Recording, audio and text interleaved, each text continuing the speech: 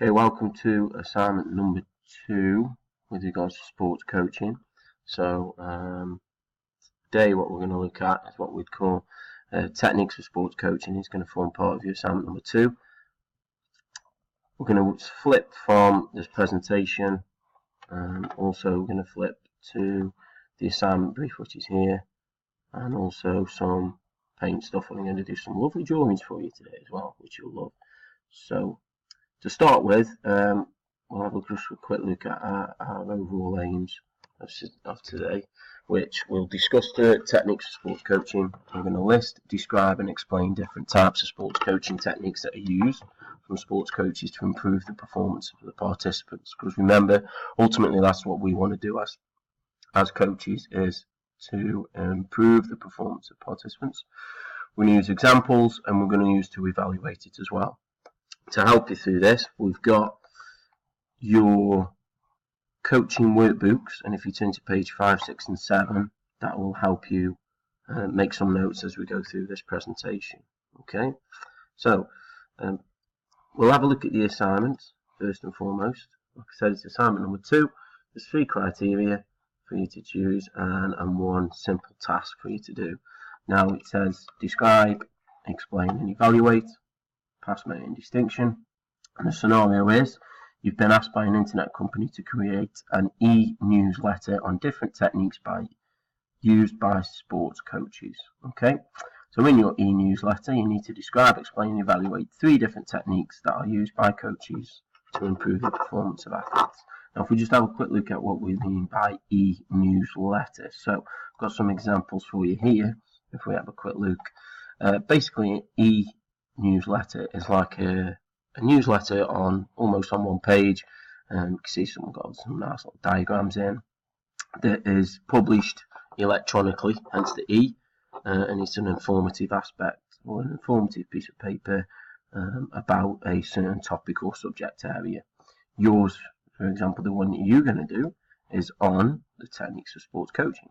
Okay, so turn to page 5, 6 and 7 in your word booklet and we're going to go through them.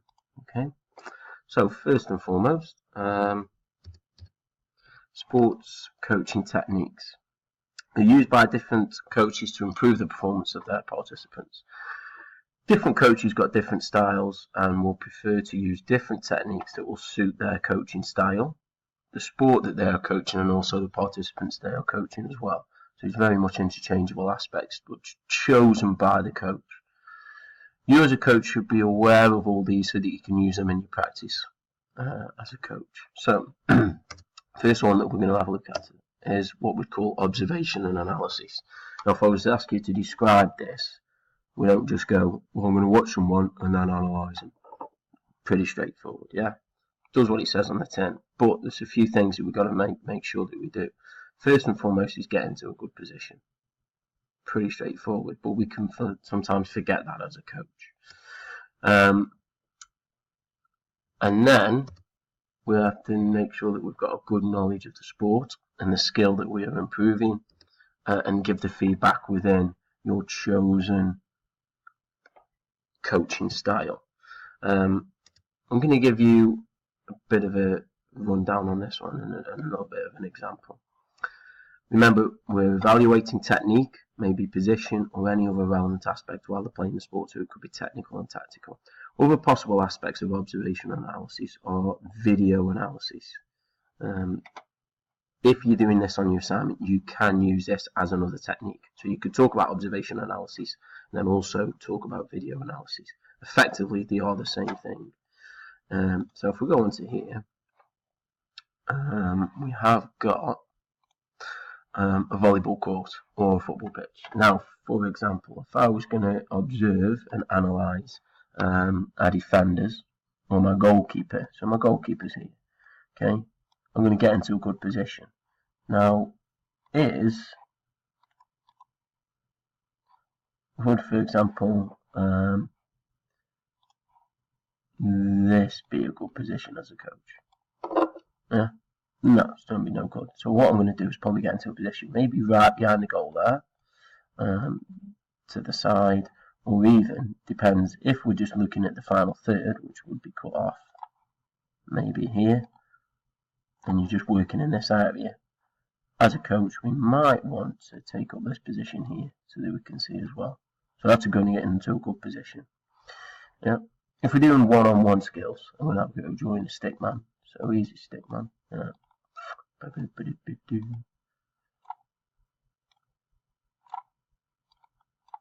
And we're going to go into a volleyball example. This person's obviously facing this way. Okay. So I'm going to maybe look at them side on as they're performing a skill. Also going to look at them front on as well, performing a skill. So I'm in a good position. That way I can break down their position, looking at the different techniques. Okay. Another example of a volleyball court, we might have a hitter going to here, a setter there, a hitter here, and then other relevant people on the court to pass the ball. Now, as a coach, I might feed from this position. And if I'm feeding from here, that gives me a nice, good viewpoint of everybody. Okay. If I've got somebody who's feeding for me, I might take up this position. I'm certainly not going to stand here. Yeah, I'm certainly not going to stand there as a coach, right in the way. Okay, and I'm maybe going to observe. So we'll get rid of that play. So like I say, we're going to get rid of that person, and I'm going to take up a position here to observe this person hitting. Okay, might again also take up a position here. Okay, that's your observation and analysis aspect. Of course, it's all well and good getting in a good position. We've got to have knowledge of the sport, the skill, and the aspect that you're going to be talking about. And then you're going to give your feedback in your chosen coaching style. This might be an autocratic style, might be a democratic style. That's up to you as a coach. Okay. There's obviously good things and bad things that you could look at with regards to observation and analysis. You need good knowledge of the sport. You need the facilities, and also if you were to look at stuff like video analysis, it can be quite expensive. Yeah. So I'll leave you to decipher some more positives and negatives with regards to use of observation and analysis. So if we look at interviews with athletes, pretty straightforward. This normally done on either a one-to-one or as a group basis. Okay. And it is basically a discussion to determine a certain plan of action or discussion with regards to the athlete and the coach. Can be done formally or informally. Can be often done at the side of the pitch, side of the court, side of the sports hall, wherever you are and you're doing your coaching aspect. Or it could be a formal interview where it's like, come and see me in the office Monday morning, you're probably getting sacked. Maybe. Only a joke, but look and see what we've got from that. And next one is the SWOT analysis. Now you've done SWOT analysis. We'll just move back to interviews with athletes. In fact, now if we evaluate these quite in depth, a good thing it might be that as you're utilising a one-to-one, you might get the best out of your players. In a group situation where you're doing some interviews, you might get some members of the group or some members of the team that would quite happily sit back and not input into that information or into the interview. Okay. Again, why we would do this? It's a different way of conforming or communicating with different types of athletes. So moving quickly on to SWOT analysis, you've done these in your first year, so they're pretty straightforward. A coach would maybe do a subjective analysis of a performer's ability. This might be, for example, passing in football. So the strengths that you might illustrate out for that, the opportunities on how they're going to improve those strengths, what weaknesses they've got for short passing might be, for example, they've not got quite a punch into their teammate, or they haven't got the agility to perhaps move and control the ball. So your strengths are what you do well at it, the weaknesses obviously again of the technique or the aspect. Opportunities on how to improve those weaknesses, and any threats that we've got that would stop us improving as well as a coach. Okay, so you've done those before. Something that you can write down with your participants as well. Okay. Right, simulational condition practice. This is used all the time without you probably thinking. Now we're going to create a competitive-like situation in a practice session. You do all the time in coaching sessions. Okay, we'll start with a passive condition practice. This might be two people just passing the ball back and forward. We're then going to make it active. Maybe add a bit of movement. Maybe add a defender in there. And then ultimately add some pressure where the defender can tackle. So if we look at this in some diagrams again, I might have, for example, apologies on the diagram or the drawing of it. So we might have, for example, short passing in football, where I've got an area. I've got 3 people in this area who are just simply passing the ball around. Yep. That replicates what would happen in a game. To then add a little bit of pressure, I might going to stick a defender in. Yeah, they can tackle. Not quite yet, unfortunately. So we're going to add a defender in that can only intercept a pass. Yeah. So you're going to have your different people moving. You might move around, keep the ball away from this person. 10 passes to change the defender. Defender that intercepts a pass is then going to become a attacker, and we'll switch it around. To then add a little bit of pressure even more, with defender can tackle. Okay, pretty straightforward. This can be progressed on to, let's say, adding some more defenders in. So we might add a 4 versus 2 defenders, and we might make this area bigger. Okay. Yeah. If we go back to another area, what I was mentioning before, looking at the goalkeeper, it might be a case that we're attacking from we're looking at crossing and finishing. Okay, so again, you've got your coach here, actually setting this drill up as what we would call a simulation or condition practice. And we're going to add it passive, active, and then add some pressure in there as well. Okay.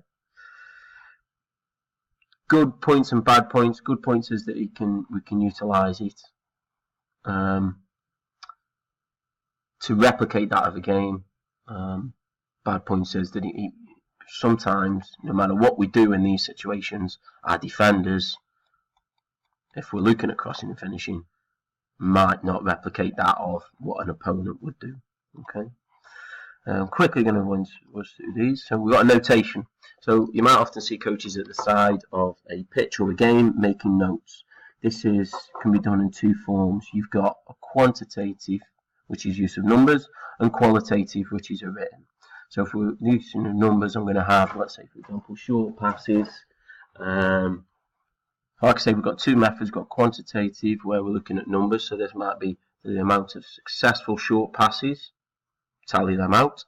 Might be unsuccessful short passes, tally them out. We're going to total them up, and that will give us then how much we can reckon, are we good at short passes or not short passes. You can decipher on those different criteria with regards to your sport and skills that you're looking at. Qualitative notation is just basically that of written down in the viewpoints of the coach. We do this quite a little bit as the volleyball team. Anta's really good at it. He'll mark down numbers. I'm no good at it as a coach. I hate taking notes because I tend to lose where I am in the game and I often miss something. Okay, the last one we're going to have a look at is modelling. It is demonstration, not modelling like page 3 that you would think about. So just a quick one because we've only got 15 minutes on the recording. We do a positive model or a negative model as a coach. Now, a positive model is a positive example or demonstration of how you perform a skill. A negative one would be obviously that of a poor example of how you perform a skill. Okay. Now remember, for your assignment, you pick 3 of these: describe, explain, and evaluate. The 3 on a e-newsletter. Okay, thanks. Hope this is helped. Bye bye.